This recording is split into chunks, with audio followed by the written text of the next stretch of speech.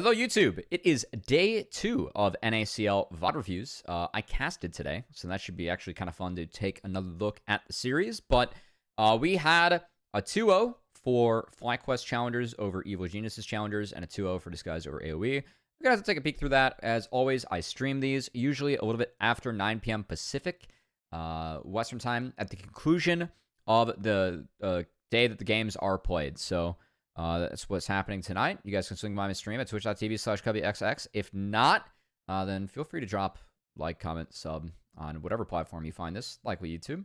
With that said, we're going to go back to streaming and dive into the VoD reviews as day 1. Or day 2, I should say. Set 1, we had FlyQuest versus Evil Geniuses challengers. Now, talking about the approach for a couple of these teams. For me, FlyQuest very much about running more dual threat comps. I think that the job of FlyQuest, usually, if it's their bread and butter, is to use these 3 in utility roles and create space for these 2. Now, I will also say that FlyQuest are a very malleable and flexible team. As Spyrax, I think he's got a really big pool.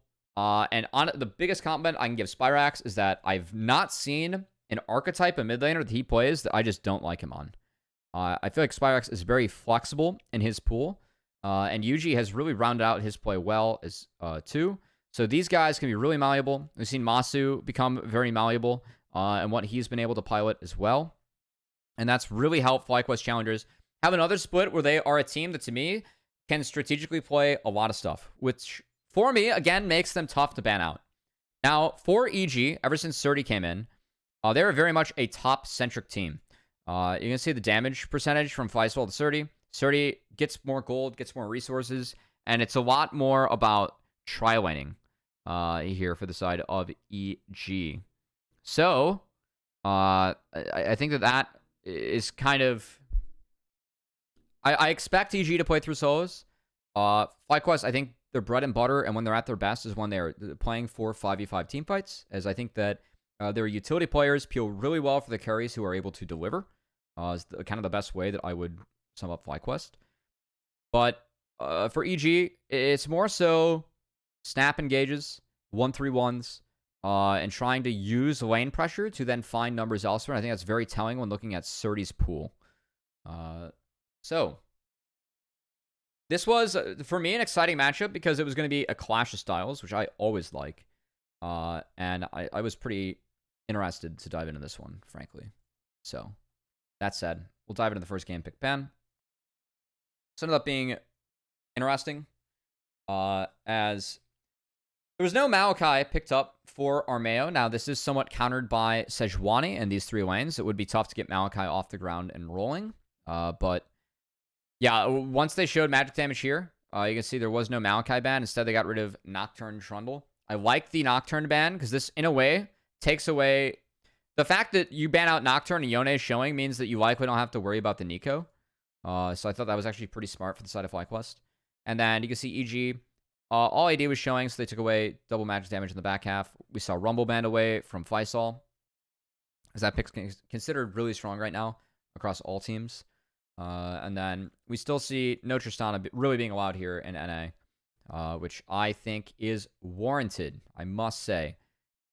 First pick Sage. So this was a really interesting game to me because the way that we set up the series and given, what I expected from the tape that we've seen, I expect EG to play 3 lanes. FlyQuest, I have seen them attempt to play 1-3-1s. I think they can. It's not like they're bad at it, but I favor them. They tend to lean towards 5v5, and that usually is what they default to. But there is a very clear attempt from FlyQuest. They gave up Zyra, which they don't usually do. Again, this is a team where Winsome, one of his best champions, is Rakan. It's also oftentimes denied. And you can see Zyabans very oftentimes taken away from Masu and Winsome.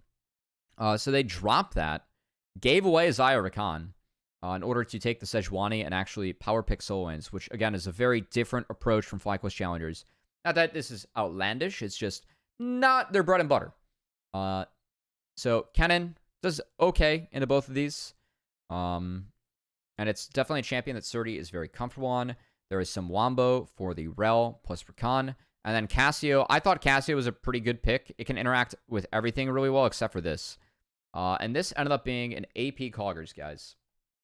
So the AP Cog, the entire idea is that you play to the two sides, Cog sits mid, and you just clear waves and farm, baby. And this went really well for FlyQuest. I really like the fact that we saw AP Cog. I was setting this up, like, you know, we've usually seen Cogmon with Braum. Like, we see on-hit Cog in this lane. You know, it'd be Lulu. Not the case, though. It is Leona, and it's Poke for the Cog. And, yeah, this was played out really well, I think, from FlyQuest.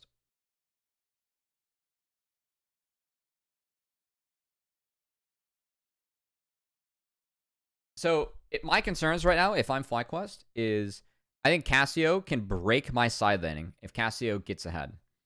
And then the idea is that, you know, just use your Sedge to go power up your solo wins. So, no surprise to see a bot to top clear from Yuji.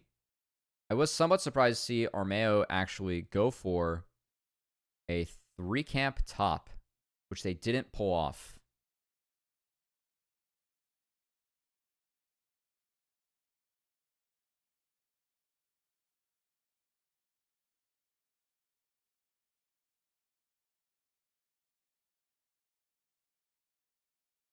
So you can see Yuji here. He doesn't go for the top camps. Instead, they just trade. Xayah Rakan gets Rakan out of there, but the wave is pulled.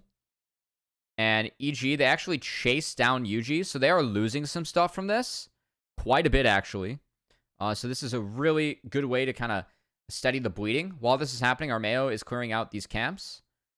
And he doesn't go back to defend his own, but I guess the dive could have been threatened. Faisal wasn't low enough where EG felt like they were able to pull that one off.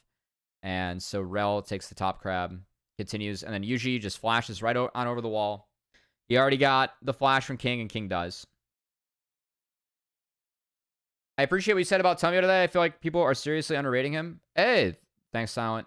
Yeah, I feel like we'll talk more about Tomio in the DSG series, but yeah, I think Tomio is having a better split than the last split, which is wild because he won it all last split. But I feel like we've seen some nice growth out of Tomio this split.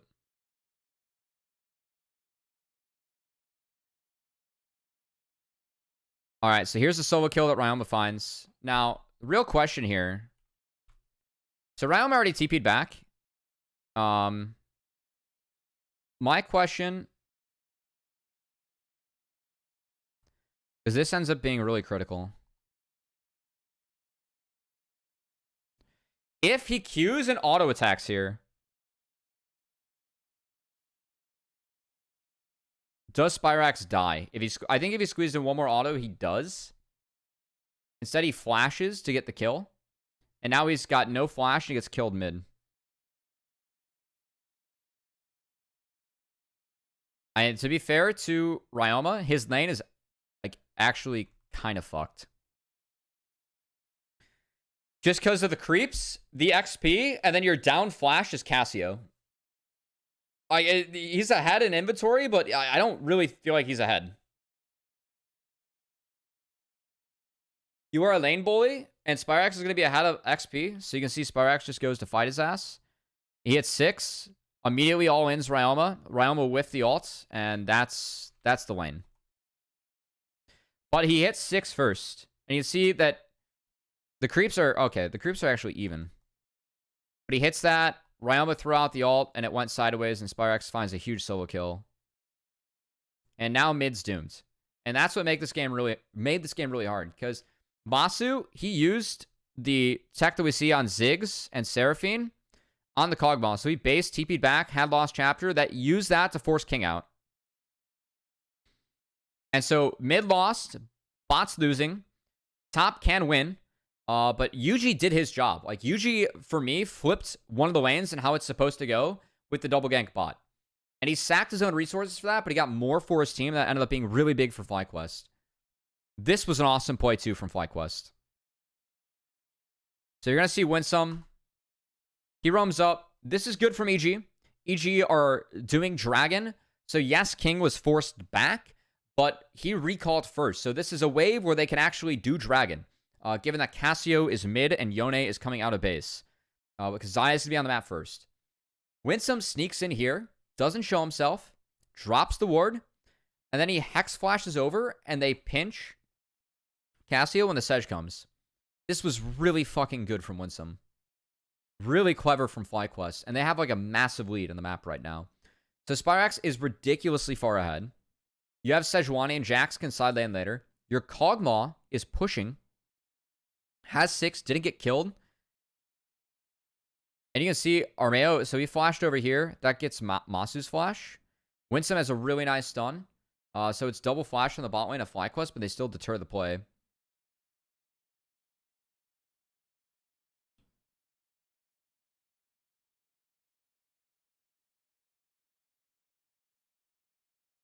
Yeah, like Masu almost finds a kill on the king there. He's just able to pick up the entire wave. So yeah, it's Sum's burn, and that can be a rinse and repeat. EG needs to rinse and repeat at this point. This play was awesome. Shout out to our observers for the vision toggle. You can't see Winsome Hex flashing over. So Realma just got cooked.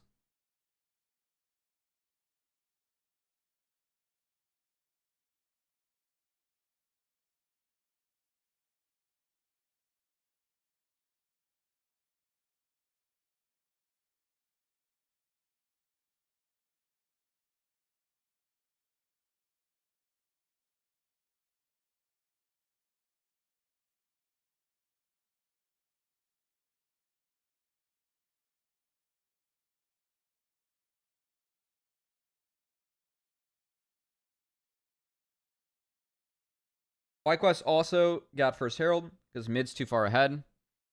And like mid's chilling. Just rinse and repeat on the Ryoma again. This is bad from Ryoma. He flashes and dies. That's like, you just cannot do that.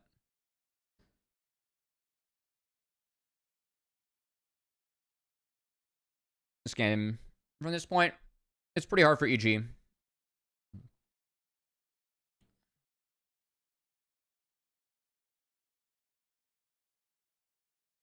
Spyrax is 3-1 with 4 plates. And Spyrax also goes for... he goes for full split push. So he goes Bork into Wit's End. This was clever, though, from EG. Again, Masu's flash is down. So I think Ryoma TPing down here was actually a really nice play from EG. So Masu has TP. It's not like they're going to bleed out a shit ton, but at least a proactive play coming out where they are able to get something. But again, this gets tough because now Yone's in a side lane. Yone loves his life in this lane right now. And you can just rotate Cog into the Cassio, where the one person that Cassio has a real problem in doing this game is Kog'Maw. Armeo is a big buff for Surdy and a nerf for Ryoma IMO. That's a curious way to look at it.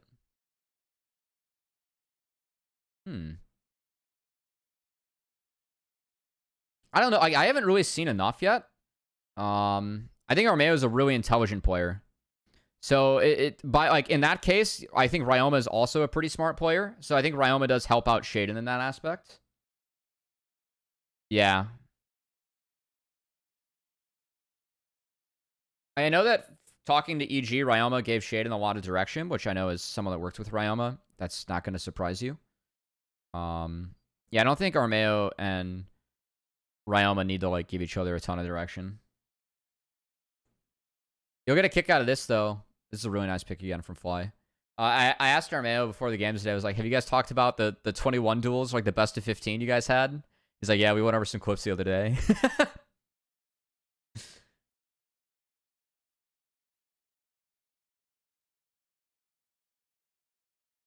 Sejuani stuff. Yeah, I thought the Sejuani takeaway was really good from FlyQuest. Like, you guys played their style this game and beat them, which is good because this is how EG beat FlyQuest in Week 5. We talked about that in the pre-show too. All right, we have a bot dive. King honestly does about as much as he can here. Like, he buys... He's spaced a Yone Q and dodged out a lot of Kog'Maw stuff. And it actually gets Spyrax stuck. But while all this is going on, like, EG burned a lot to make sure that Spyrax just died. So Faisal is able to get plates in the top side. And Dragon's already dead. So I think overall, EG didn't get enough, given what was invested. And Faisal gets back into the game from this. So it really wasn't that bad again for FlyQuest. Like the 2 proactive plays for EG, they felt okay, but they were already pretty far behind. And so they felt the consequence of that across the map.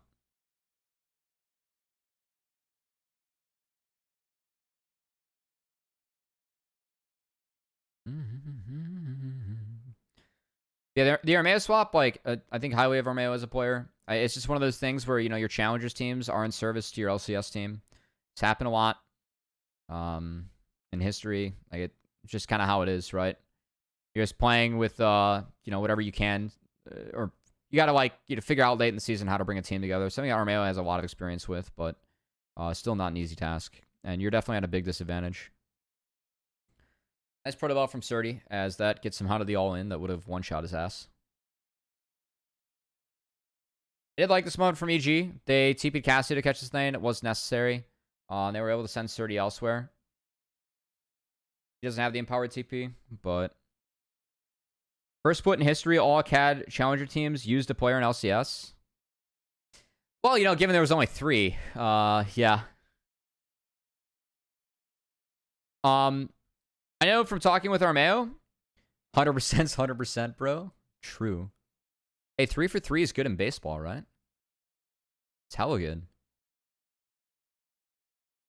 When I talked with Armeo, he said that his goal is to play well enough to try and earn some time in playoffs for LCS teams. So, yeah, I think that could definitely be a possibility for EG.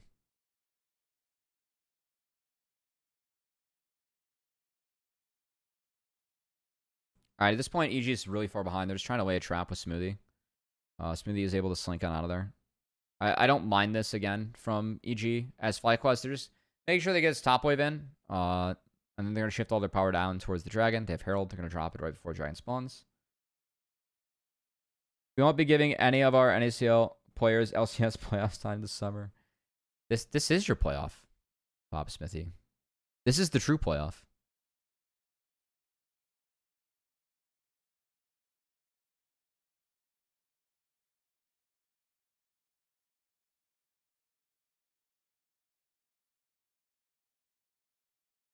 So this game, at this point, is pretty tough for EG to play.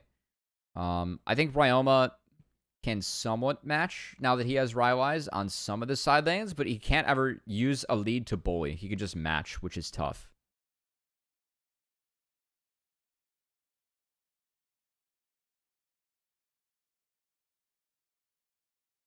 Because ideally, you want to be bullying with Cassio.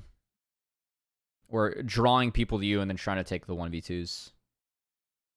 Or rotating to join your team. So Dragon sacked for FlyQuest. They take an inner turret. They drop the Herald up top.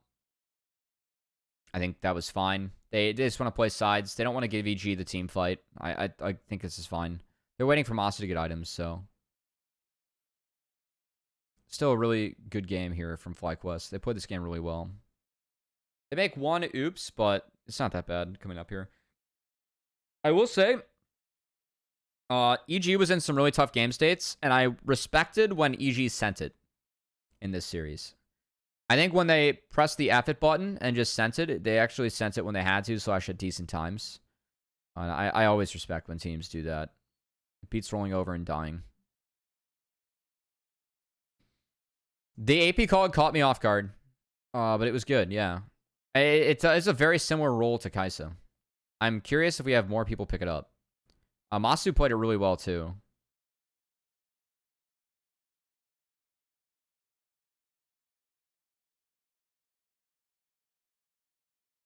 Like, that is just so filthy.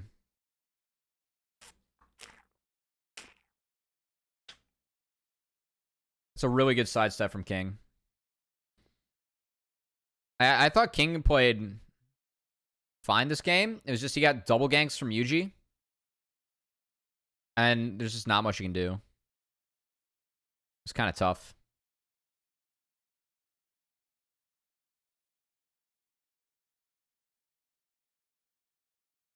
Both series be clean sweeps. No, I thought this one was actually going to be close. Other series, yeah, I expected Disguise 2-0. I thought we were going to have 5 games today.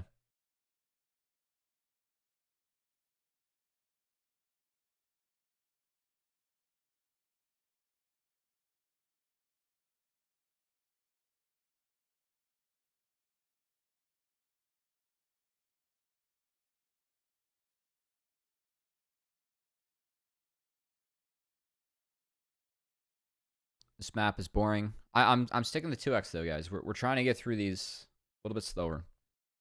Paying a little bit more attention.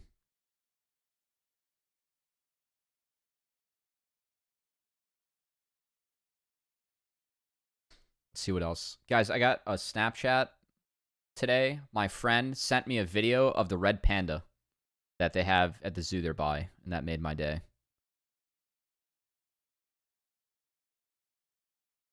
Yep, Cog. What's up? Yeah, this was pretty filthy. So this time King doesn't react. So he has to burn cleanse and alt, and then you see he gets hit by 2 Rs, 3 Rs, and he's just out. So King needs to get BT, and until he gets BT, it's pretty doomed.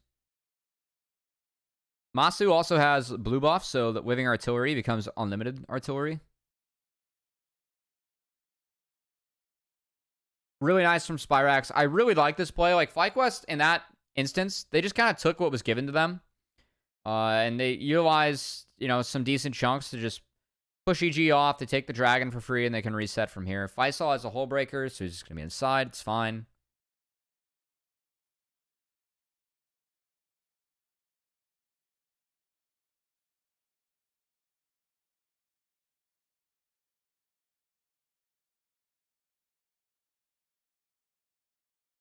EG comp wax damage. I mean, a Cassio gets this far behind, yeah. Cassio does a lot of damage. Alright, so keep in mind that they just got spells out of King, so he doesn't have cleanse. And again, like, King survives this attack about as well as he can. He holds the flash as long as he can, and they actually baited Spyrax into enough. I really felt like Surdy should have fucking sent it here. I really feel like you just send it here if you're Surdy. And I'm really surprised that they didn't. Like, I think this game is really hard for them at this point. Now, I think why they didn't is that Faisal was beating the Cassio here. So this bot wave, Faisal's already on the move, whereas Ryoma has to go the long way.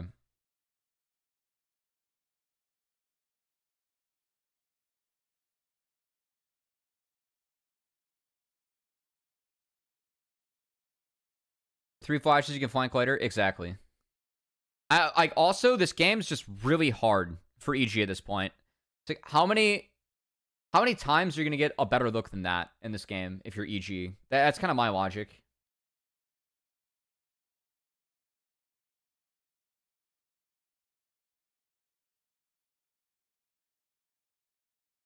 Yeah, I think taking flash away from Masu would be very valuable. Cannon flash is valuable, but it does enable you to actually make a play in the Kog'Maw.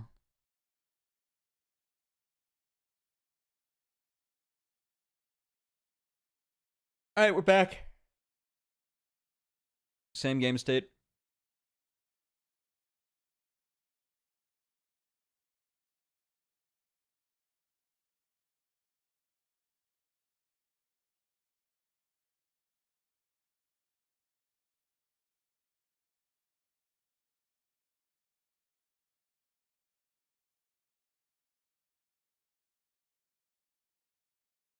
All right, now Spyrax, he's got BT, so they can just tickle Baron whenever they want.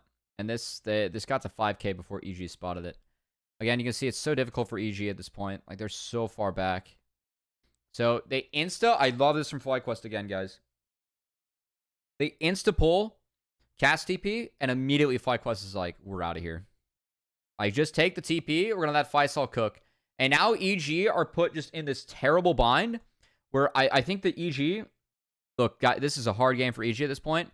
They're going to brute force this. And they kind of have to. Now, I think that Spyrax was not on the same page as the team here.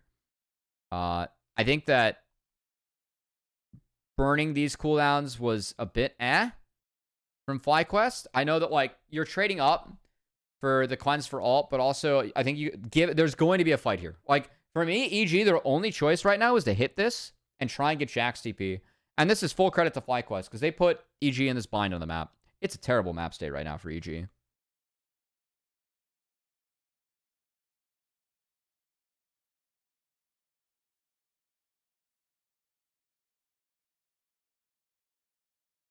So, burn it with gas. Faisal comes in after he gets the inhib. They went out on the flip.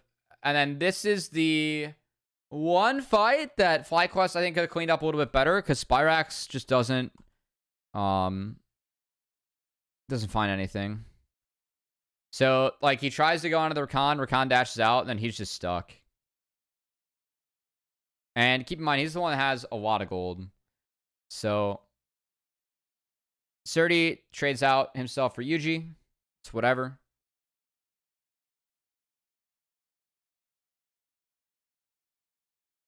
Three Barons for EG. Honestly, inhibitors down. It depends on what EG gets off this. This wasn't terrible for EG because they have no structures down. He could have just gone on Surdy. A little bit. I mean, I'm fine with him reaching. It's just that when that whiffs, he's stuck.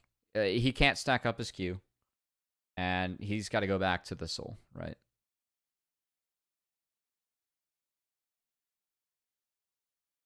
In theory, EG could get some more gold for themselves, but...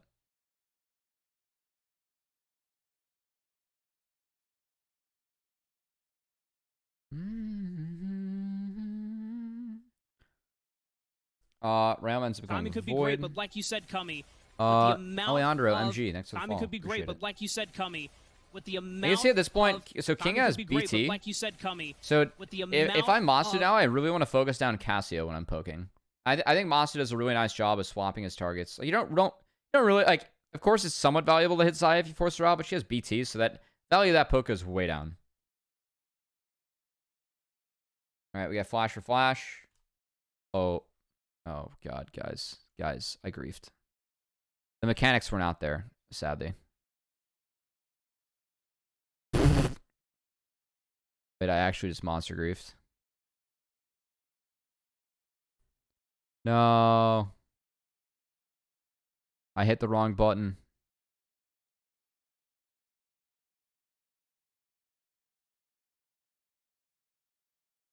There it is. All right. So EG's going to send it. Just trade flash for flash. They still get Masu. They get the full combo, but EG just weren't here in time.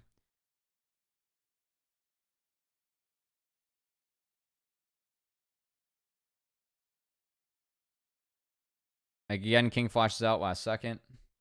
So Masu gets protected. Now they do trade flash for flash, so that's something that is pretty good. That EG can use later. Why was Cass late? Yeah, Cass should be TPing right here. And TP should probably be here or here. Agree. It's like cleaning up the wave.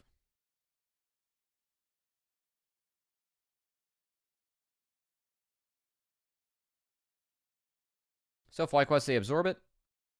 Take it out. Well played. Yeah, I don't think it's a terrible look. I do want to give Masu credit. He is hugging the correct side of the lane. If he's hugging the wrong side of the lane, he goes down to... I think it's a lot easier for EG to pull it off, let's put it that way. So now Masu's just going to start firing onto Ryoma. And... Cassio just starts melting a little bit, you know? Yeah, I don't either.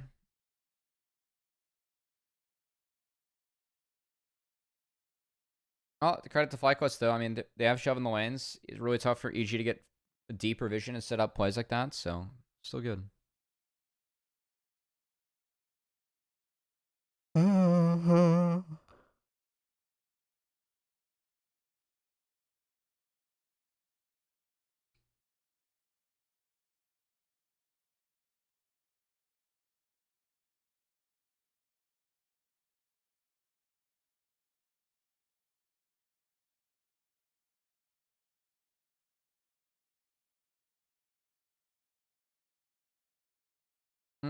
EG are corralled in base. It's just Ocean Soul for FlyQuest. In 50 seconds to get full push. Masu's really fed.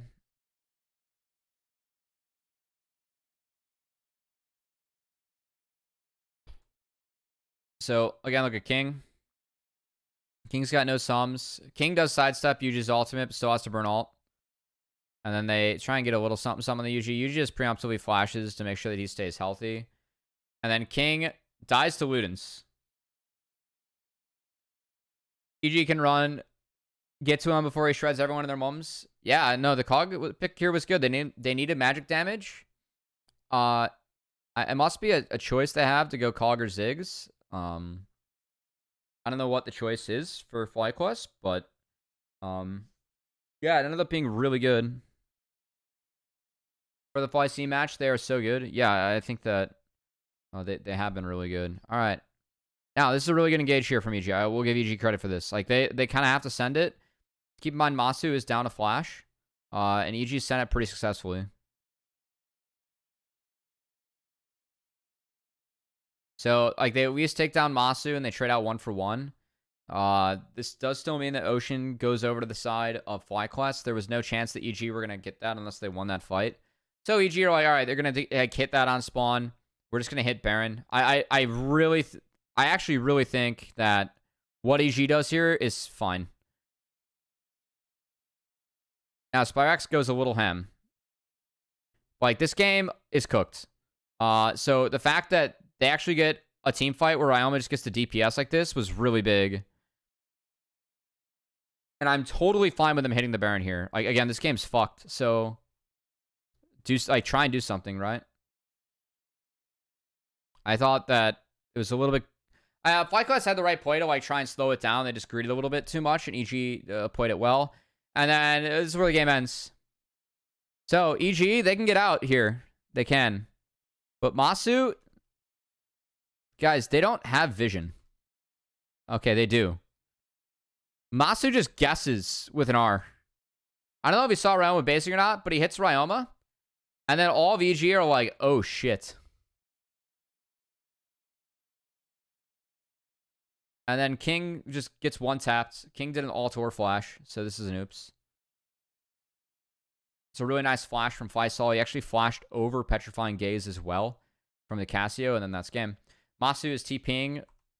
Look at Masu's TP right now. Kind of funny.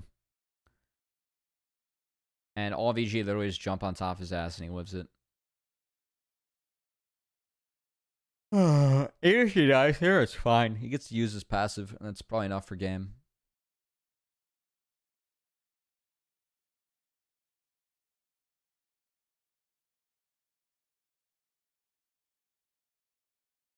So GG FlyQuest. I think their early game was really strong.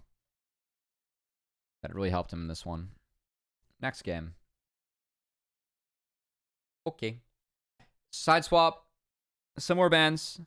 Ivern taken away from EG, but this does open up the Sej.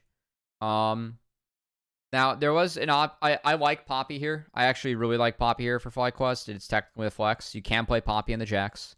Something that I don't expect all of our Challengers players to be able to play, but it is definitely something that they play overseas that I think is good. Now, Azir Kaisa, they don't want to go Maokai. Also, Maokai gets countered by this early game. It's a lot more early plays for Sej. Take the Poppy. I like Poppy in the Sejuani. I think Poppy gets a lot of value into these three. And then EG, they see the scaling here. They say, all right, we cannot outscale. We're going to take as much early game as possible. REMF, and then Braum is slow down the MF. Renekton is the bridge. I think the theory here on the draft from FlyQuest is fine. I think the only other option, or something they could have done, if they had a matchup they wanted to run into the Sejuani, they could have. I actually think Poppy top and then Trundle would be really your other option. And I think that would be really strong for FlyQuest here. Playing Trundle into these champions would feel really good. But gonna be the Renekton, try and be the bridge. And this early game doesn't go nearly as well for FlyQuest as EG. They have all the early game cards in their hand. And they are actually able to execute quite a bit. Until they can't.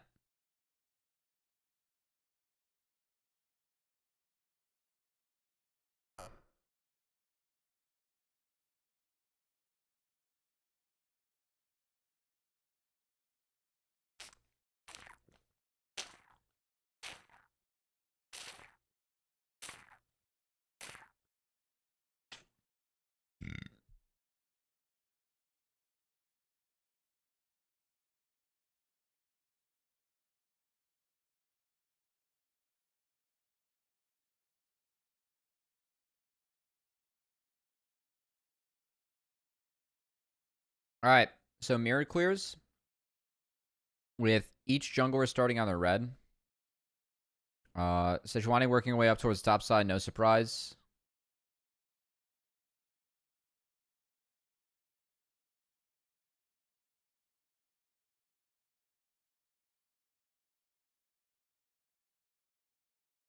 And then, given where the wave is, Surdy's doing a really nice job of making sure that he's getting grass procs off and getting shove. This was really beautifully set up by EG. As Faisal, he's still got level 2. He gets stunned down on Armeo, but flash committed by Armeo. Free kill. Get TP out of Renekton. Get him behind. That's really well played by Surdy. So he's up a Sheen. As he got first blood. Armeo cleans up the rest of his camps. Surdy's got a lead. It's really well done by Surdy. This was unlucky. I don't know. It's so close, guys. It's so... The Poppy Azir was actually so fucking close. Now, give me a sec here. Let me watch Armeo.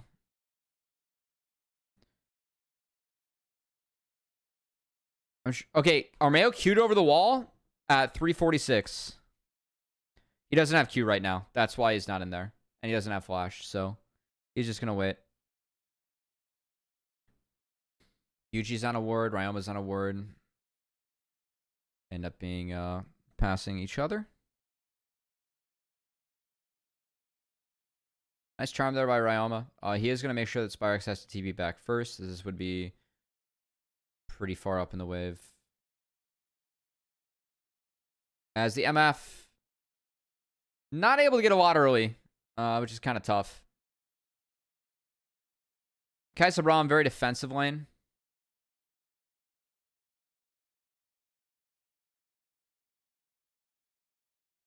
As Faisal gets the shy treatment. Nice revisit, though, from EG. I really like that from EG and Surdy. Just diving on the two waves that crashed. That's really, really well played by Surdy and EG. Good for Armeo.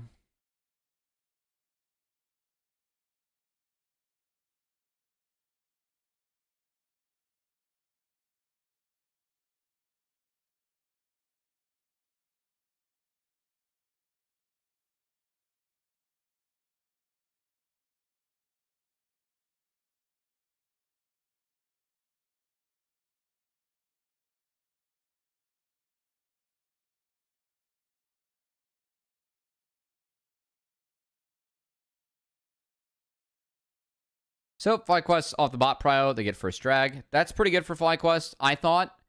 Because for me in this draft, given what topside's like at the moment, I don't think Herald's an option. Now, FlyQuest, they thought a little bit differently. I didn't love the contests that we saw from FlyQuest. I think that the one window that you can use if you're FlyQuest to try and take this is that if you have a good Keeper's Verdict, maybe there's an angle where you get like a 5v3 and can win a small skirmish. But UG needs this camp to get 6. Armeo already has it. And Ryoma based late, and that was spotted. Now, Armeo's like, all right, dude, Surdy's got a wave stacked up. This is chill. But UG shows. Surdy walks down. Faisal manages this. And then both bot laners from FlyQuest walk up here. Now, guys, the win conditions for this team, 3 items. If these two get the 3 items, I think they're fucked. Also, it's the Thallid AMF. So you're just going to get massively outscaled throughout this game. I don't love that FlyQuest fought this. I don't think that there's a reason to fight this. If you're able to get a plate or 2 on the Masu, it's super worth it. Instead,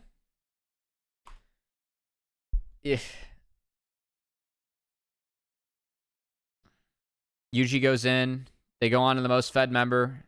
Meanwhile, Faisal's down 2 levels. They instantly blow him up. Rama gets a reset, and Smoothie is really getting engaged here. As it is synced up with the MF. Winsome stops some of the damage, but damage was already done. Really clean fight for EG. Triple kill for Ryoma. Big lead for EG, and this game gets really hard for FlyQuest. Now, we look at how did EG drop this one.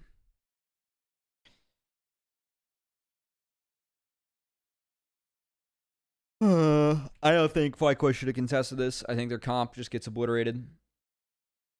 Yes, Renekton and Poppy are good Herald fighters, but Renekton was just miles behind, and the scaling your carries is way higher than what EG has.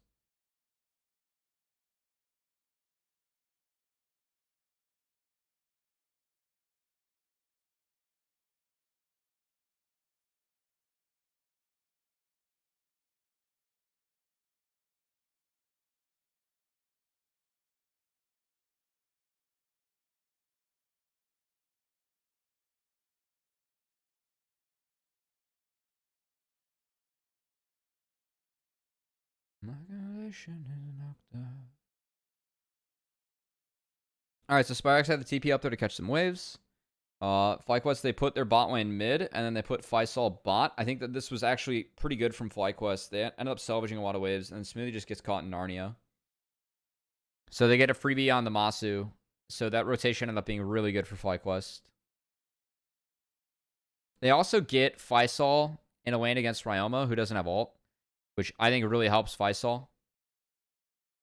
And they pick up Dragon off this, which is huge. So the two early Dragons going over to FlyQuest is a bit of a problem. As EG, they have to win this game hard. I was saying they needed to be up significantly at 15. You have the Thal DMF. You have Ari into Azir. The DPS from FlyQuest is going to take over later in the game. It's going to be really hard for EG to contest.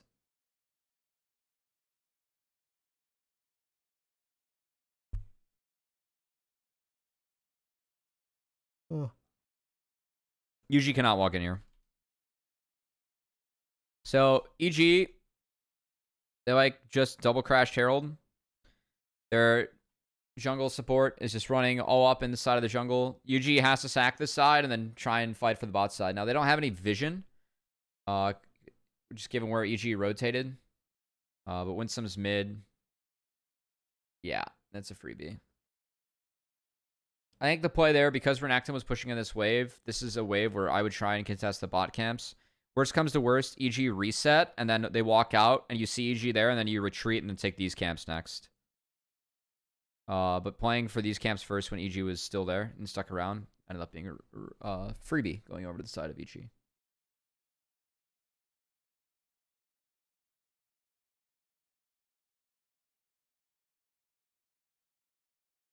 Always gotta be like I like.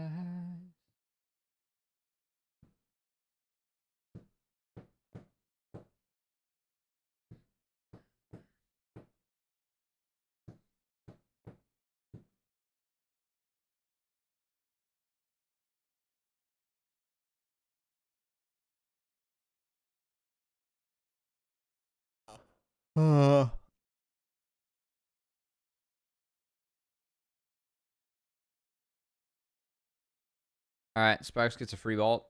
It's fine. EG were to get this anyway. Now, I have a bit of a...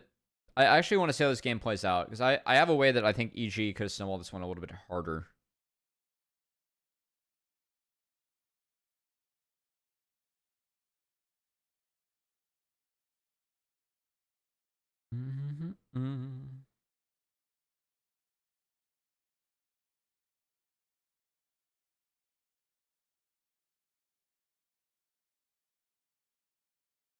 So Ryoma's dropping top waves for this. I do think Ryoma could have contested this top.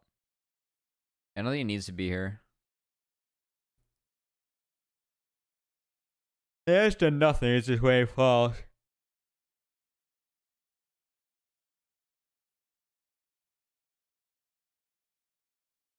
Now, EG, they made the play for the turret, and they reset, and now it's the dragon take.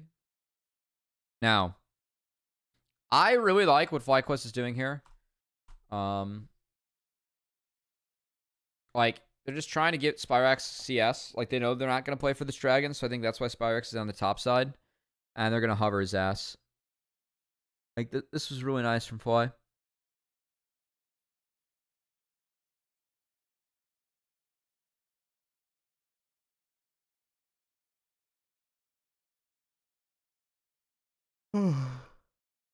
Oh.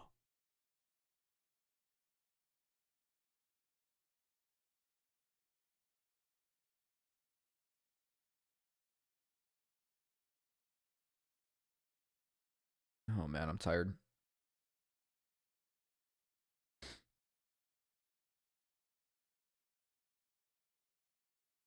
Yeah, so this is one where, to me, is a little bit tricky. Ideally, if you're EG, you want Ryoma here to make plays, and then you want Jax furthest away from the objective, right? But also, if you are EG, it's a little bit of a debate right now, especially once Spyrax gets Nashers. It's so much more valuable to me if I'm trying to bleed out Spyrax's TP down here. If I get Spyrax to TP up here, I feel like it's almost more valuable to stick the Ahri in this lane. I know you have a Jax. I know you have a Jax. I know you want to be grouped with Ahri. But taking Azir out of this, I think would have been a lot more valuable given how weak Faisal is. If there's any way that you can get Azir out of this. So, like for me at this point, I think that bleeding Azir tools is the key for EG. They haven't been able to bleed shit.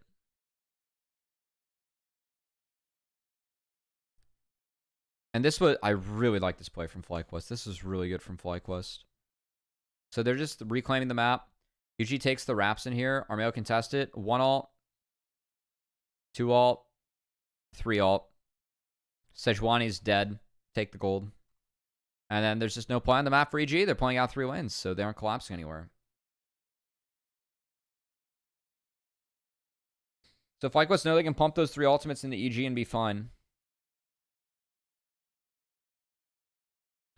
Surdy finds the solo bowl on the Faisal. Gets out. It's not bad.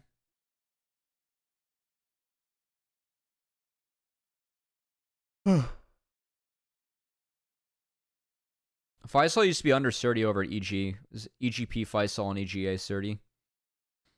And Surdy, I would say got the best of them in this game. By a good margin.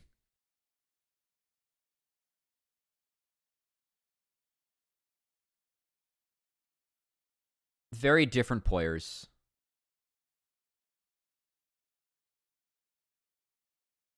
But Faisal did his job better late, so there's also that too. Alright. EG started up. Spyrax isn't here. They turn.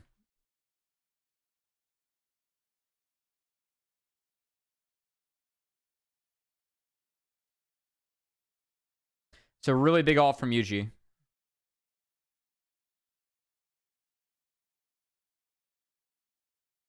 So I gotta see if right. Oh, Rambo doesn't have charm. It's just a bad dash because you gotta have charm to try and cancel that. Surdy goes golden really early here. And Spyrax ends up walking all the way over and finds an eye scoop onto King. Because King ults also a little bit early. He failed the flash, didn't hit it. It's really big. UG uses W, gets back with the team.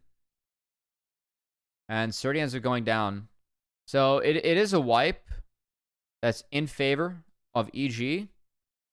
But the triple kill went to the Sejuani. Masu got a shutdown.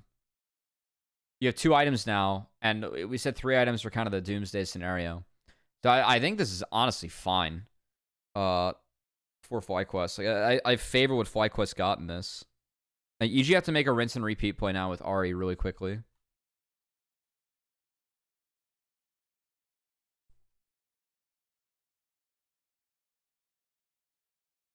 First 2 drags, big for FlyQuest.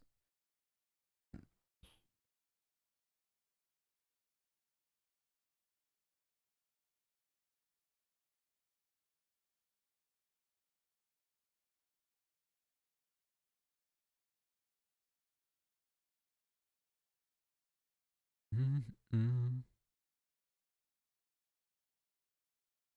Mm-hmm.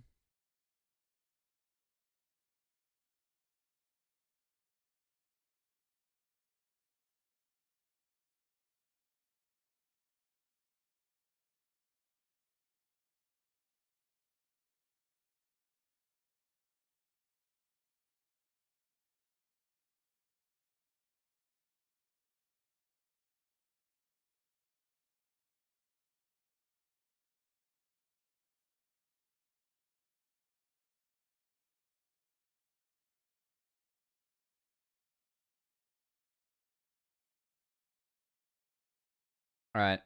EG can kind of hit this forever, given the items that they have. This ends up... So you can see Spyrax is going to TP into mid. Now he just got a shop off. And this start of the fight is really big for EG, but it's a really good ult from Winsome. He cancels MF ult. And then it's a really good Keeper's Verdict from FlyQuest. So they peel back, and they just stop what EG can get in their tracks. Now, EG to get both TPs out. So this is big for EG, and honestly what EG needed earlier in this game. Because now EG can send the Jax bot. No one can respond.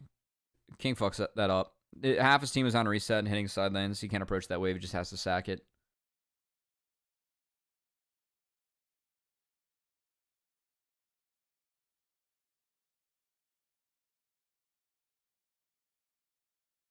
Oh, yeah.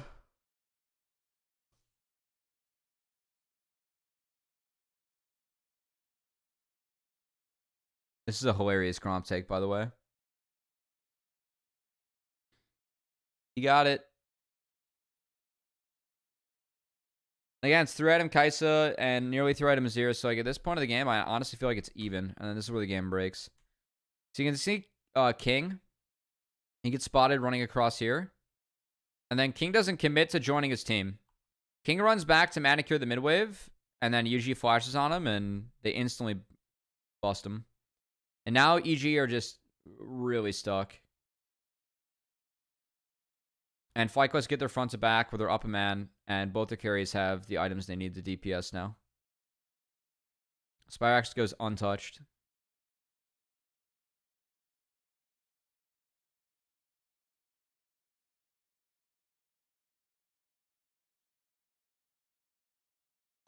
And it's another shutdown for Kaisa, and that's game. I know the gold lead is what it is, but at this point, given the carries that FlyQuest have, I actually thought that was game.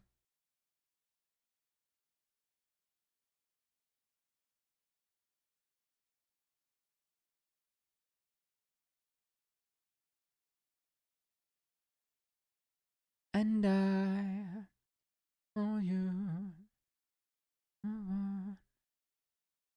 messing with New York, no shoes. All right, soul point. Take all the turrets now. You got Baron. Sink it, Cubby.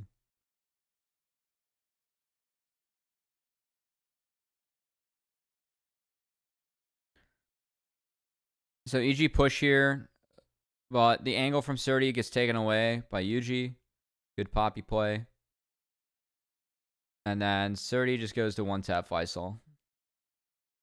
So Faisal gets out. That's one way to get a Baron away, though. Send him back to base.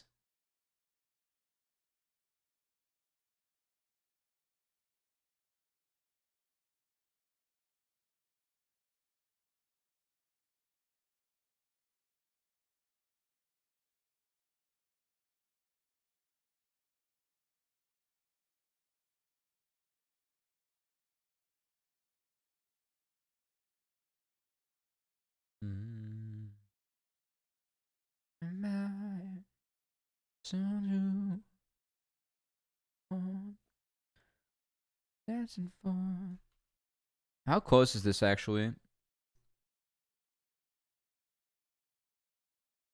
think Armeo was trying to hide that in the wall. Sparks was just barely able to get over. Just hold on. I don't mind that fish. I think this game is really hard for EG at this point. And this was really nice by EG.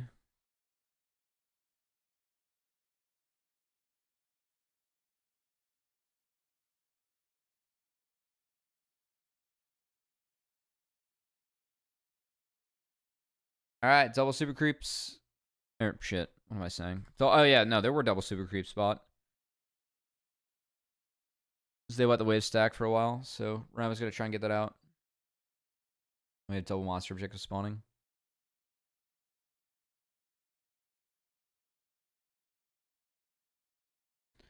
EG lost with Armeo, yeah. I mean, Armeo played fine. It was team effort, of course.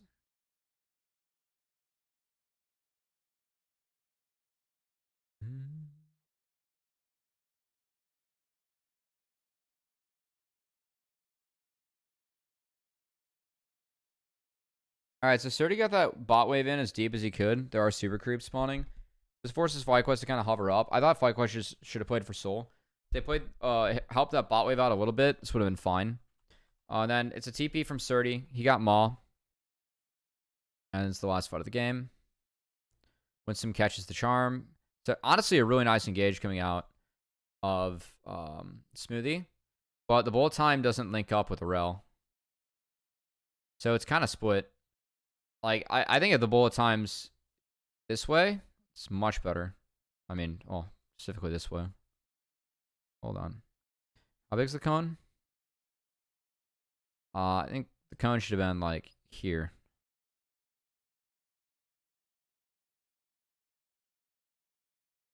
But no, Spyx goes golden. Masu is able to peel back. He's got all of his sums. And now the fight's over.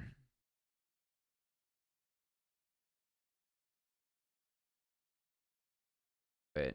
Did he pixel perfect this charm? What? Did he throw a charm?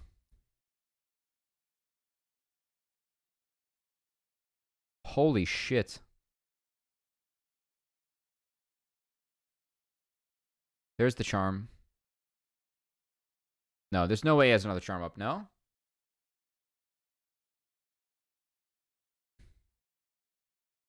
Oh, it was a Q. It was a Q. Masu cleansed anyway. The Q was canceled by Winsome Shield. That's why I watched it a couple times.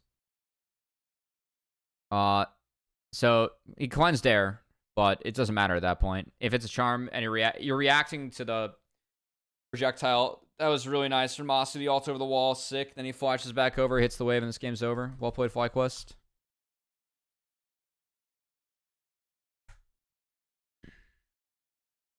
So pretty good. I think FlyQuest showed two styles they can play. The solo lane was a little bit of a surprise, and good series from them. All right. Next. All right, Disguised. Now, I laid this out in the pre-show of how I would play against Disguised, or what their win cons are.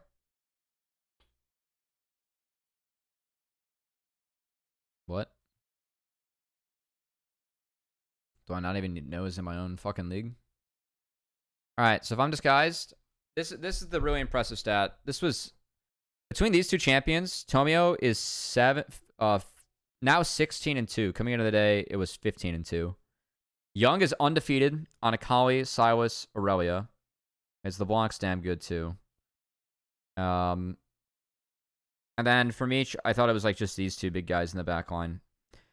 So for me, I think that what Disguise has figured out is that letting Meech and Young play comfort and then playing around that for these guys has been better. I think that's been the difference for Disguised. Now, as we dive into this game, we have a big Wombo. We have Jinx behind it, and Akali to go over the top. This is a matchup where I'm really surprised that they actually didn't ban this out. They decided to ban Meech's Aphelios instead of the Akali. I think that it would be... like, they're probably just like, it's going to be Akali, Silas, and it doesn't matter between the two. So maybe they just didn't want to throw a ban at that. It's probably the logic of AoE. But either way, I thought this was a little bit of a draft cap from DSG. Rumble's really good. In theory, Azir can push into Akali early, but like once you get 6, I think every lane can win for DSG. Because Jinx outranges Xayah, and then Rel, you can kind of stymie some Rakan engages. You can take away shields. AoE has no engage. Rakan has no one to piggyback off of unless Concept is able to do stuff like Asante. I didn't like this draft from AoE. I don't think they really had a lot of proactivity. And they got roasted.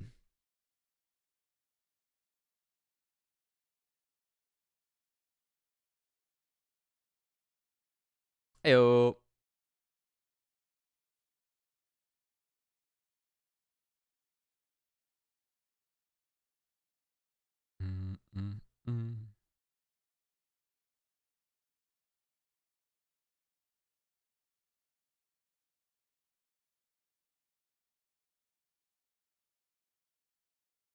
All right, so Vern's going for a heavy, very heavy clear.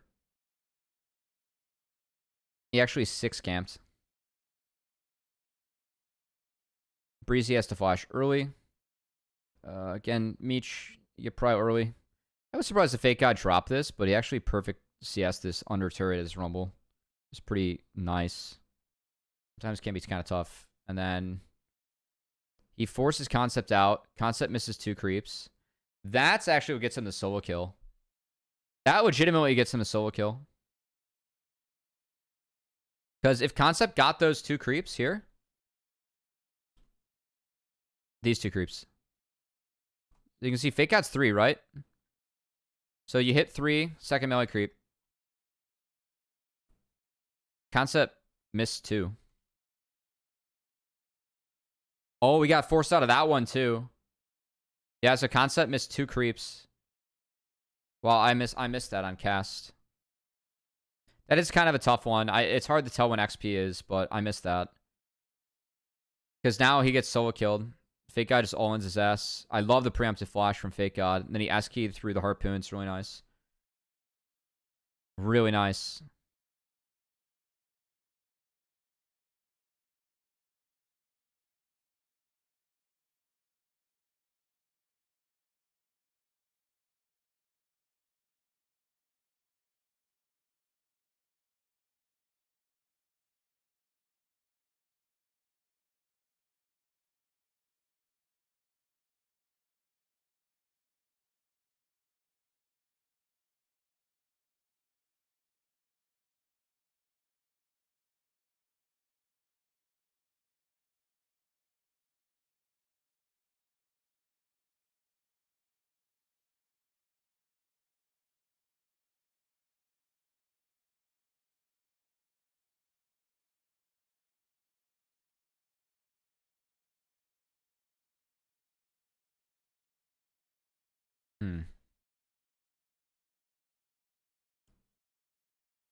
I don't know. I feel like this game is just so hard for Aoe from here. So Young TP's back. Antonio starts up the dragon. Bot has push. You have wave control as the Jinx. This is really well done by DSG. No way that AoE are able to contest given really when the Young TP was and the bot shove. So that's a freebie.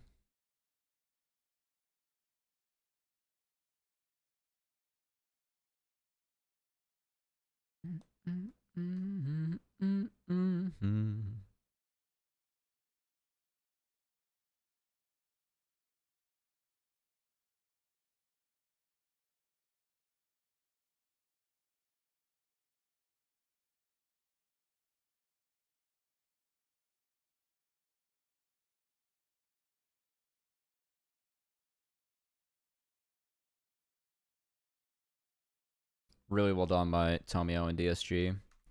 Concept's going to ward. He's got Will below him. He thinks he's safe. Tomio snuck in. Gets the full combo on the Sedge. That's how you do the Sedge there, folks. Fucking wombo combo. Permafrost into auto, into R, into auto. That's how we do it.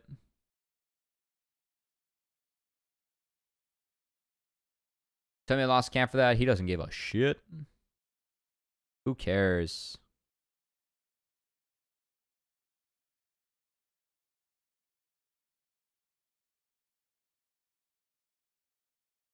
Now, 2 ults were burned by DSG to pull off the top boy, so this does mean they dropped the Herald. But it is still gold onto Fake God. Don't worry, Fake God makes sure it pays off.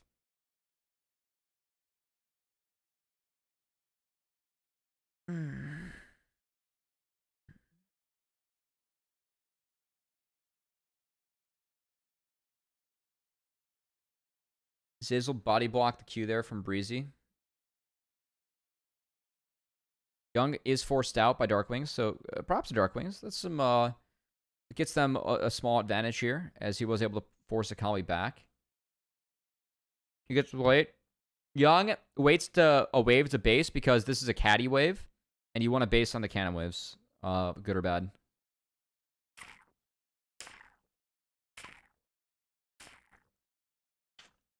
But still, for AoE, they use this Herald relatively positively. I think that was a nice series of events there from AoE.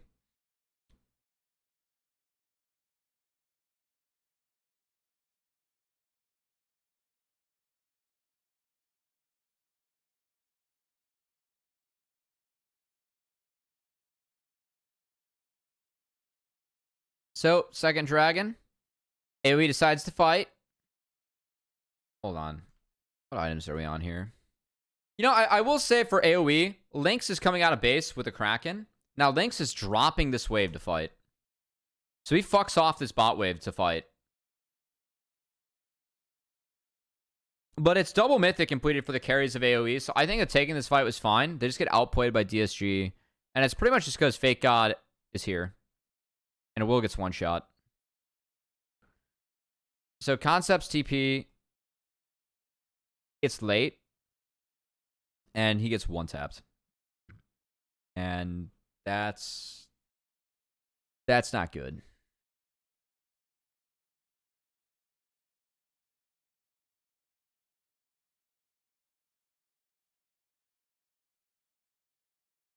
-1. That ended up being bad for AoE. I really can't blame AoE, though, for taking this fight, given that both their carries are on first mythic and DSGs are not. They just get outplayed. Like, the CC chain on a Will is insane.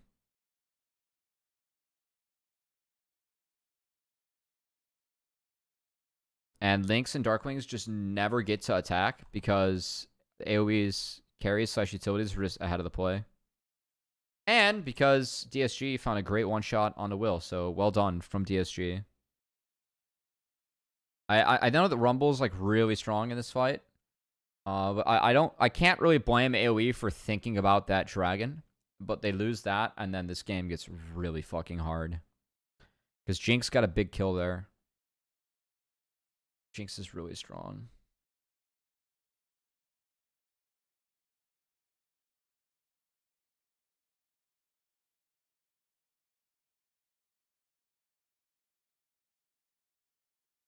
Tamiya led with ult because he knows that the Xayah or Rakan can get over the wall to the Xayah. They weren't able to find it. I think if Zeyzal had flash up or they were able to chain flash, it's playable, but not the case.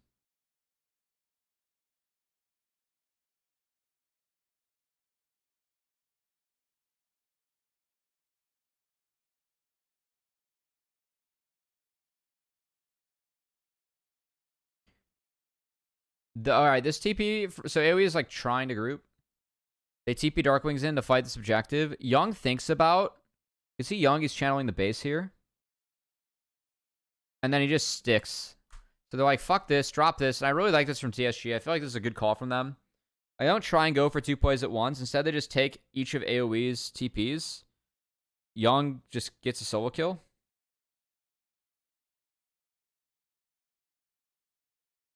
Well, not a solo kill, but they take 2 TPs and a kill for second Herald. I think that's fine. This is calculated for Young, guys. That's confidence right there. Mid-outer was about to fall anyway. Who cares? It's a really good reset for Young. He's fed as fuck. And Akali can really ding people up if she's fed. I agree that giving Young a good... There's a reason that Young is 5-0 on this pick. Yeah, I think he's really good in the melees. People aren't practicing into these picks, and Young is good enough where he's gonna punish you. Like, he's really one of the only people like playing these champs, and he's doing it well.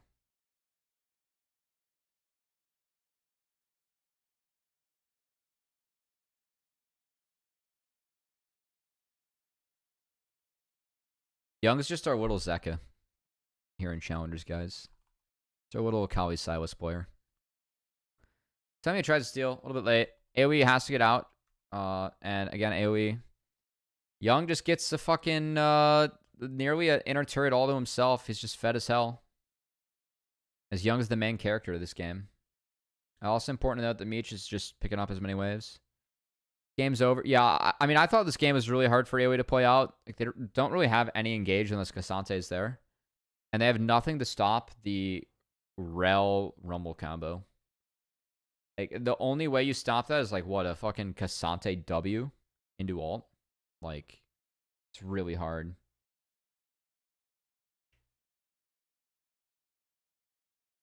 Rakan's got no one to piggyback off of. Top's behind. It was a tough game, I think, from this state.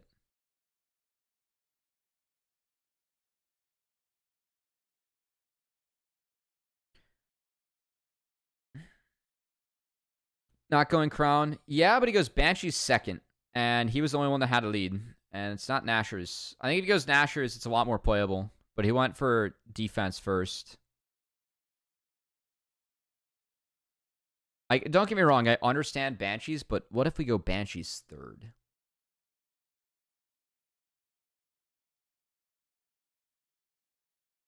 Legitimately, lost chapter into Nashers, into Banshees. That'd probably give analysts a couple that'd probably give the spreadsheet analysts some heart attacks. I'm not gonna endorse that one, but I don't mind the lost chapter into Nashers. Send Dark Wings to Overwatch League. He'd probably be pretty good at it. He's a gamer. He's got thick champ pools mid.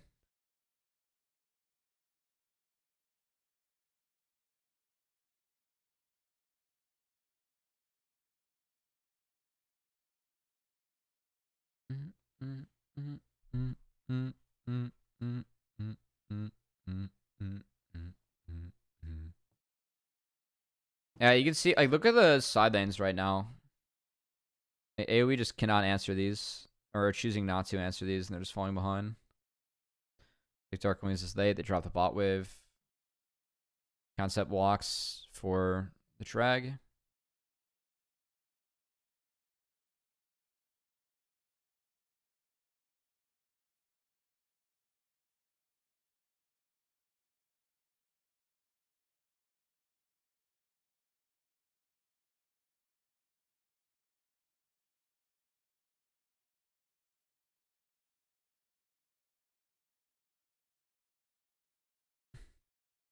All right. So we throw some spells into the Sejuani. You can see this W doesn't go on the Zazel, and the Rumble ult hits. Lynx has to ult flash. He gets flashed on by both solo laners for DSG. And Fake God survives the concept all in. Fake God played that really well. Fake God played that really well, actually.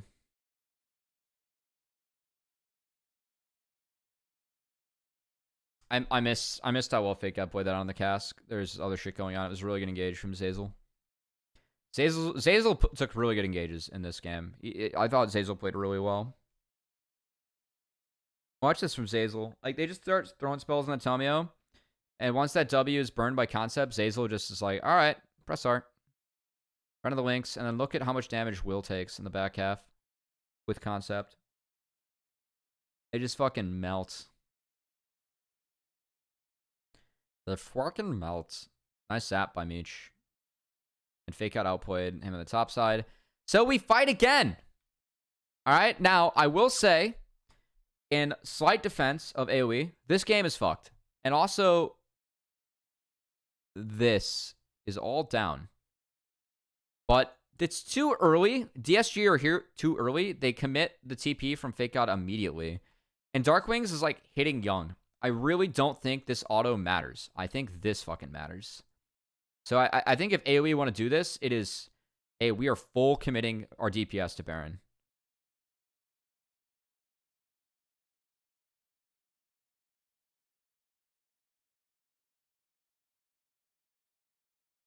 I mean, this is already just so fucked.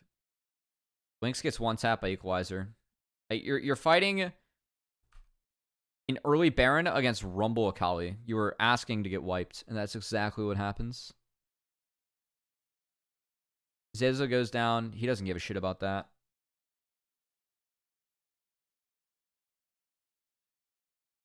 So, pretty good.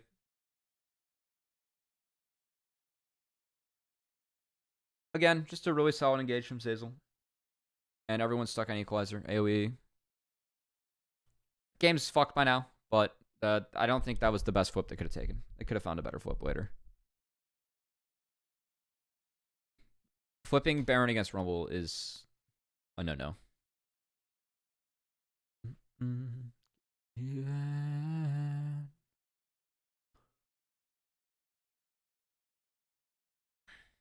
Still haven't listened to this album start to finish. Well, welcome.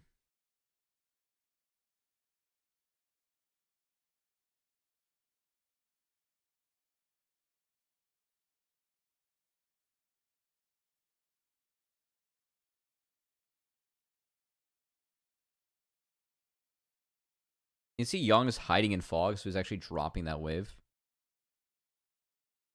You're boosting album. It's too late. I've only got one more game left.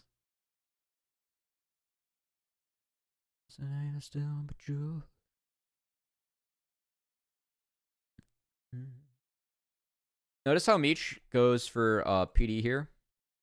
I think PD is actually okay. Like, you don't need LDR at the moment. It's the best DPS item that you can take. I don't think the Runans gives you a lot of value, so I like that buy from Meech.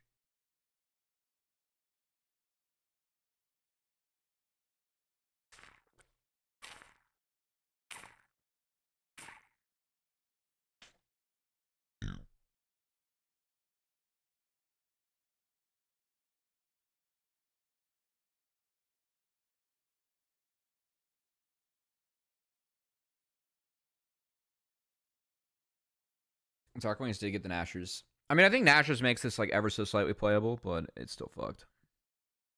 It's just too late. Damn, I feel like playing League of Legends tonight, man. That's bad. Maybe I ping Rafa.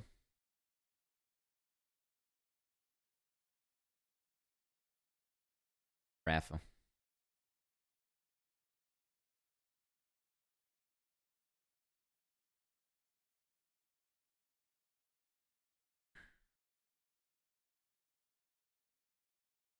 I feel like playing a Rumble or an Azir game. Rumble's so fucking fun. You actually just play like you're the Shy, and if the jungler comes, you lose, but you still do a lot of damage. And if he doesn't come, then you just alpha. All right, one more Rel Rumble, one more time, maybe, huh? Luis gets us in the hib. Sazel doesn't care that he burned Flash for that. He's got a Hex Flash. It's cool.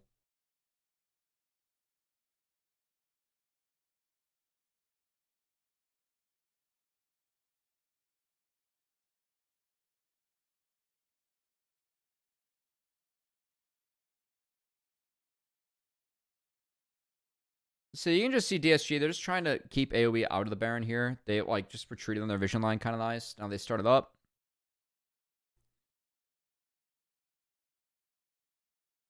So Will's trying to get in here. He does, but no dice. Young gets launched backwards.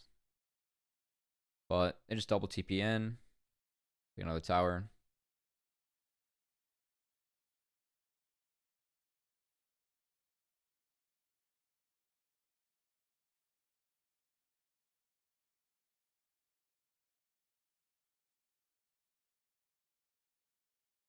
Concept dies. Darkwing's got hit by a zap, and then it's just it's a hype.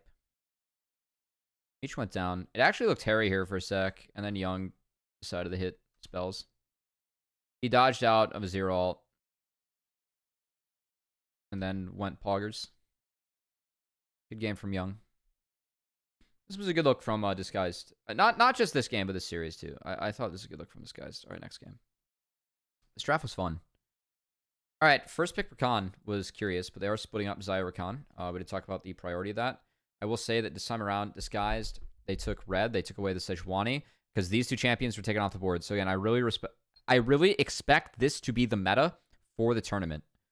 I think that we're going to see quite a few games where we're going to take away Poppy Maokai or just Poppy, or take away Poppy Rel, and we try and set up for Sej. The thing about Sej first pick too is that it's one of the ways you can actually play into Kai'Sa. So I think that that's one of the reasons we're going to see a lot of Sej. Because if you want to play Maokai, I think that you have to get rid of Kai'Sa. So that might be a tip-off that we see. Kindred, Tristana will be very common bans this tournament as well.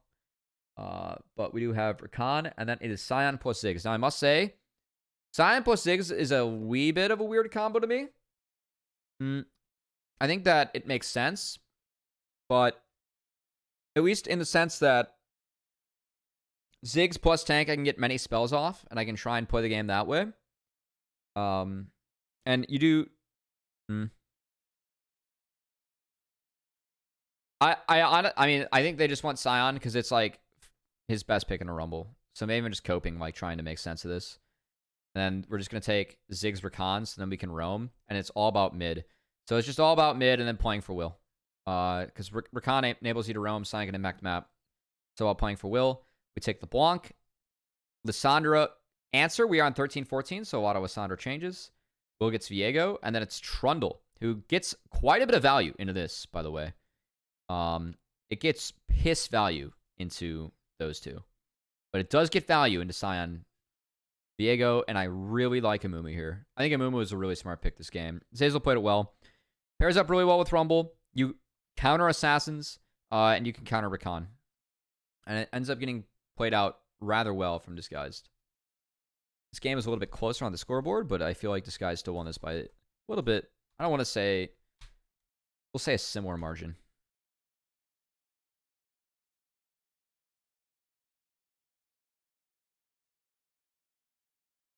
So they actually stop Breezy's base here, which is big because he has to burn a pot before lane even starts.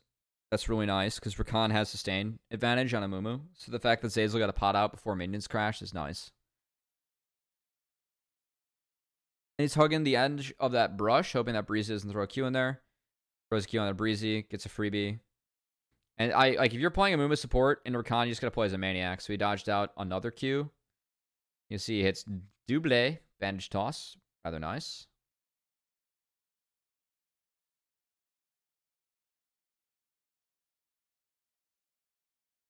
What time is it? Okay.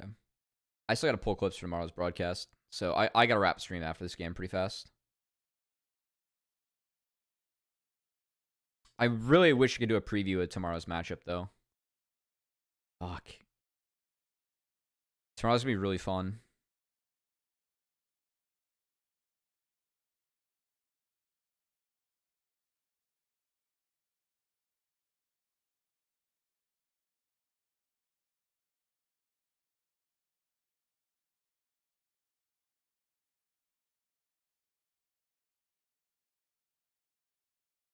All right, Tommy tried to land a pillar to interrupt Darkwings, but Darkwings had a nice E. Good reaction. So, it is full clears for each of our junglers and match resets.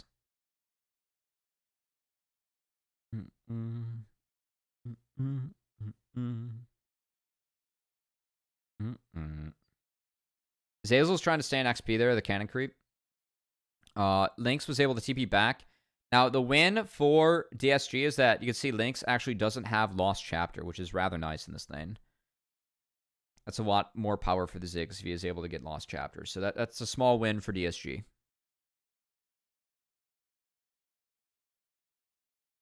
Kama is my boyfriend.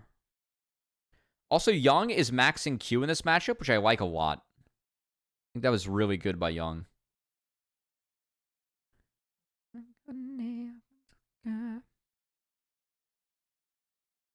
I also liked LeBlanc this game. They don't have a marksman. Just run LeBlanc. And you can actually poke out Ziggs later.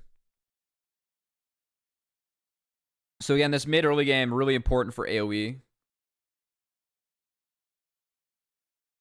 Because I actually really like the scaling of DSG. They have a traditional marksman. You have a Trundle. I think you have a lot of ways to beat AoE later.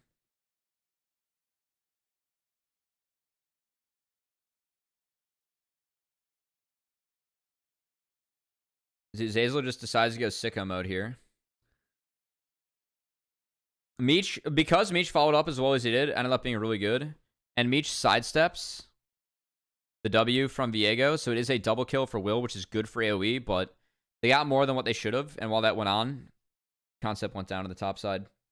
I fucked up this on the cast. I thought that, because I looked up top, like right now, and I see Sional down. And then it comes back up, and I got stuck. I was like, did he use all? I didn't hear it. I was like, what the fuck? Didn't register, like, came back up. I didn't know that's how it worked in Spectate. It's kind of fucked up. So I griefed a little bit.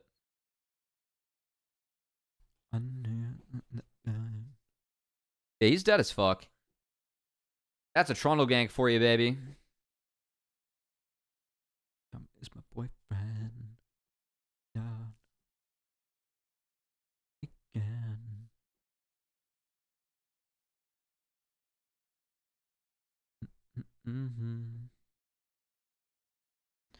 This is nice.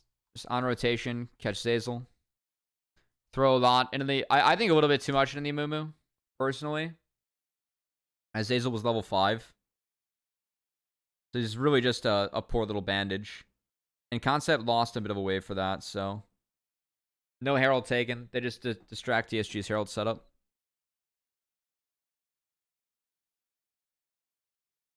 Now it's spotted. AoE are on reset. Will's 3-0, which is nice, but...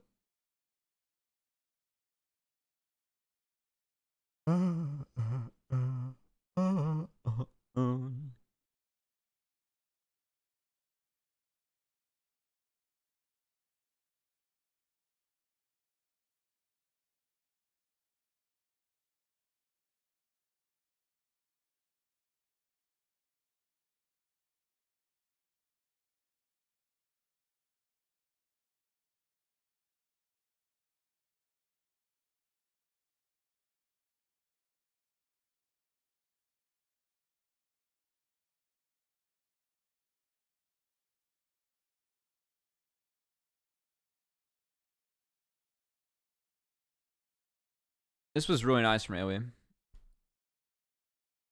So like Ziggs is rotating up really. This is for the dragon. They just take the smite off the board and make sure the dragon goes over in their favor, just for free. Good execute from AoE and Darkwings. Well done. It is an Abyssal Mask Rush for the Scion. God bless, guys. Ooh, also W Max second for this.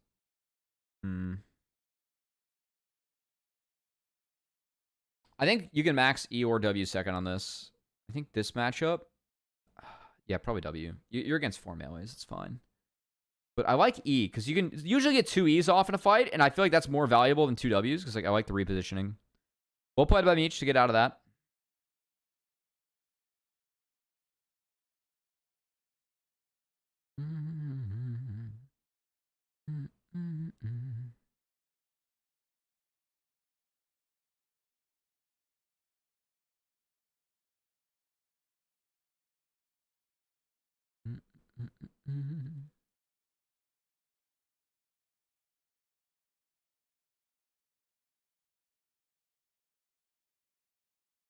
You can see Fake Guy just having a wonderful time as the Demonic Embrace Rumble, where the Q now does % damage. It's great. Super lit. Nice pull here from Breezy.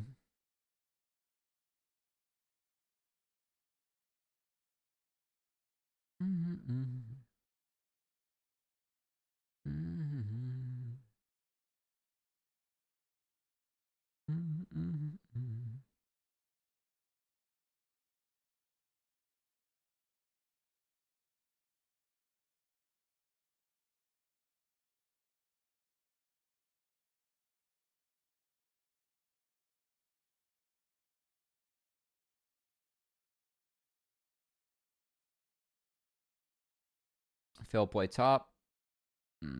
This game was slow.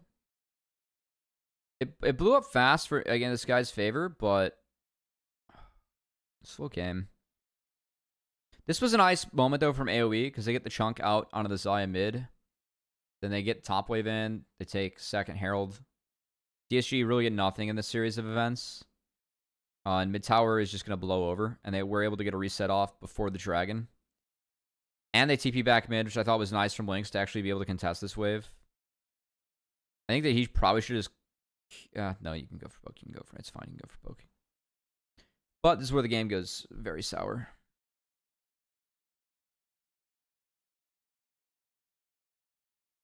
So second Herald's dropped.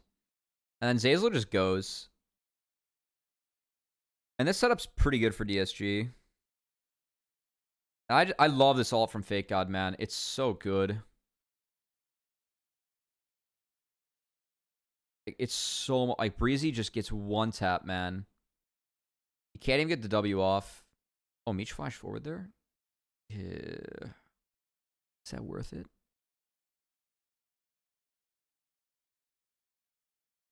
I think Darkwings is dead. I don't think it's worth it. Even if he lives, he doesn't have TP. It's not worth it.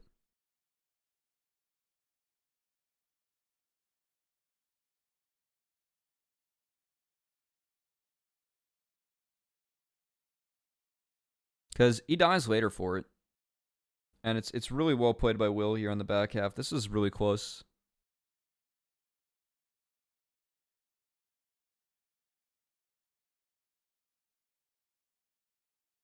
So DSG doesn't have the big alts. Like, they have no alts, right? AoE still has... At least Darkwings is coming up. So Lynx gets forced out by Young, which I thought was really well done. It's a really nice bandage toss by Zeyzal to prevent Constant from getting out. But you can see Darkwings, he's stalling. He gets his ult back up. And then Will is actually able to go over the wall with Breezy. He missed the bandage toss, which ended up really hurting. Then he ults Meech, gets a reset. It's a nice attempt by Fake Out to try and flash over the feathers. But no dice. And Will takes him down. Oh, this was bad. Was this spotted? Oh, I think he just saw Will ult over there because of that ward, and then just guessed. Lit. It's really lit. Nice play by Young. Young played well today.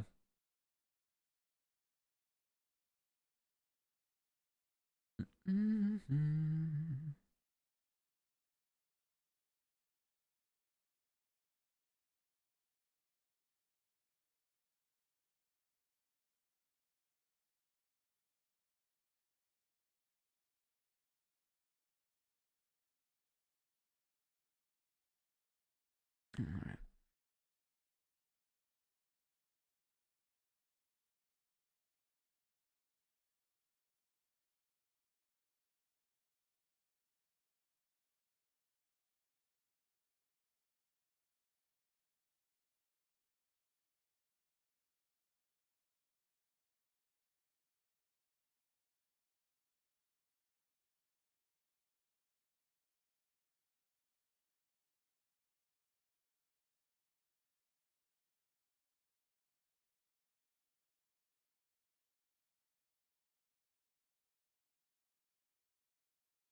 Nice reaction there from Lynx.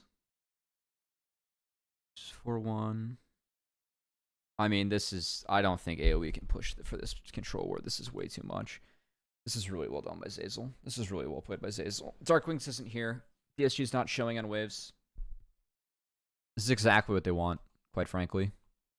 And Fake Out and Zeyzal just sync up wonderfully again. So Will gets one tapped, Lynx gets one tapped, and the fight's just... It's so fucking ogre. It's all the damage gone. You just have Wasandra damage now. There's not enough damage in this AoE comp. And this is where I kind of... It was tough for AoE. Like, there's so much upfront damage that they're packing into this Viego. It's so hard for Viego to get resets. And then it's not like they have a marksman to retaliate afterwards, right? It's not like you can cleanse or Xayah ult out of this shit and then just, like, fire away again. I don't know, man. Zeyzal was really good in this series, and this was a great angle from Zeyzal. But AoE's got to pay a little bit more respect to this. Like, I know that they got waves set up to do this, but Darkwings isn't here yet. And that's just really well done from Zeyzal. Holy shit. That was really good.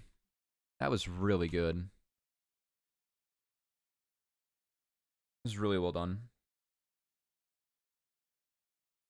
It just locks him down to all get toasted, man.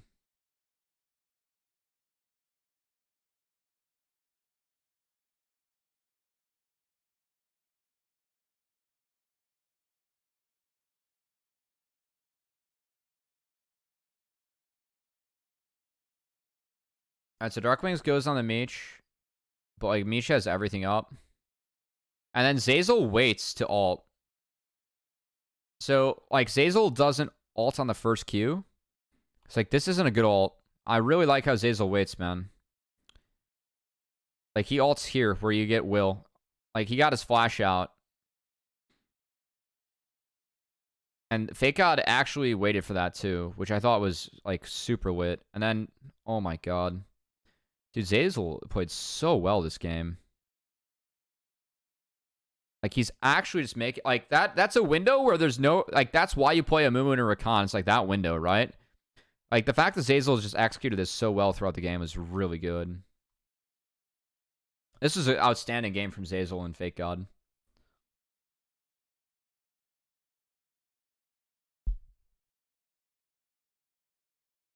Great War. Holy gold graph.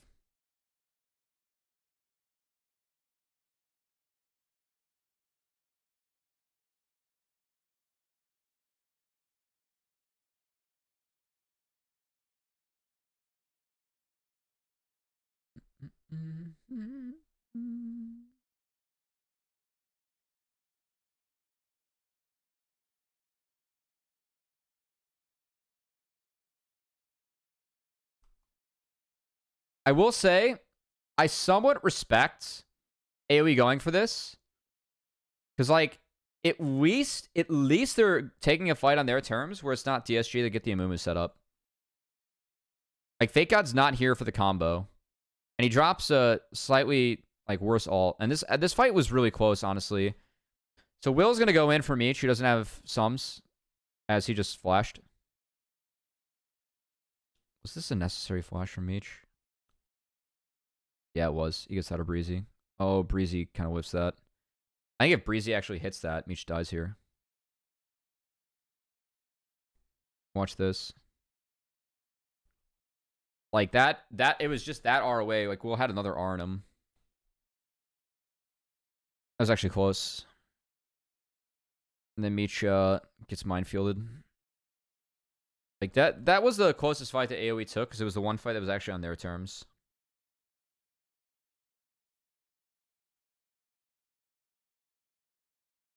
Should have been you. I think AoE has the right idea here. I think that's the one time they actually manipulated the map and were able to find something for themselves that was nice.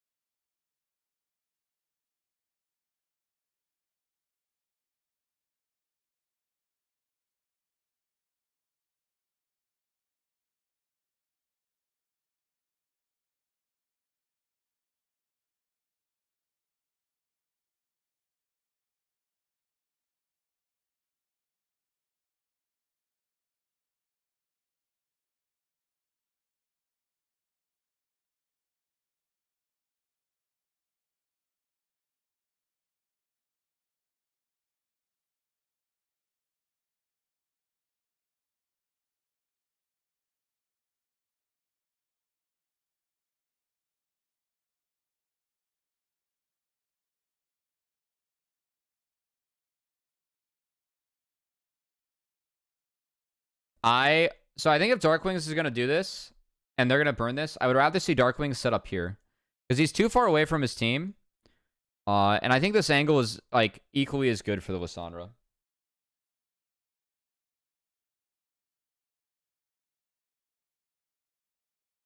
So he ends up getting caught, which is a bit stinky. He also shows, and then gets canceled. So Darkwings just kind of fucks that up. And now, like, AoE pull off to try and save Darkwings. And he does buy a lot of time. So, like, imagine if Darkwings is buying that time here. And then they still have the option of, like, playing around Baron or playing in here. I think that's a lot better setup for AoE.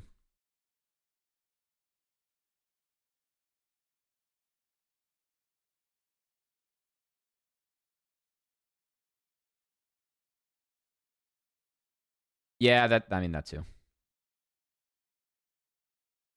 I obviously, like, they thought that there was someone else in that brush. Wait, did they have vision in that brush?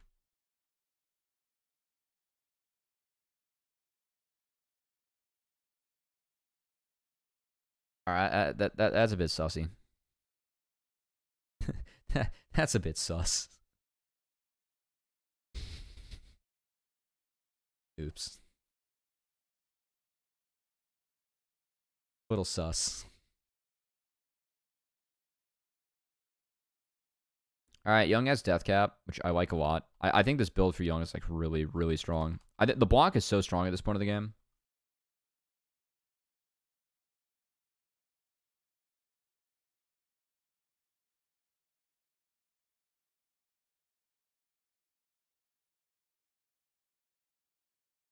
He's got 3 levels on Dark Wings.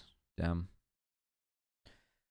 All right, well, I mean, it's Zazel plus Fake God yet again. It's spotted, but it doesn't matter. And like Equalizer just instantly comes down on this fucking Dynamite. Like, I don't know what else to say, man. It's just too good from DSG. This fight on Equalizer, and it's OP. Rumble did a fucking 50,000 bazillion damage this game. Run down the rat. GG's. All right, guys. My clips are due in 30 minutes. So I gotta do work for Challengers. I'm on tomorrow, or else I would do a preview of the matches. Please tune in to Challengers tomorrow, guys. It is 1 p.m. Pacific. And we have 4 teams that are undefeated in playoffs playing tomorrow.